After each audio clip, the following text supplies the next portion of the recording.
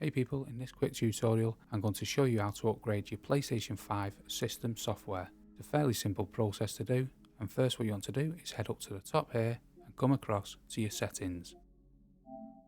Now on the settings page you want to come down to system, and then on the system you want system software. In the system software section you want to come down to system software, update and settings. Now as you can see, the top one here, update system software, it tells you if yours is up to date or not. As you can see, mine is up to date. The second option is download update files automatically.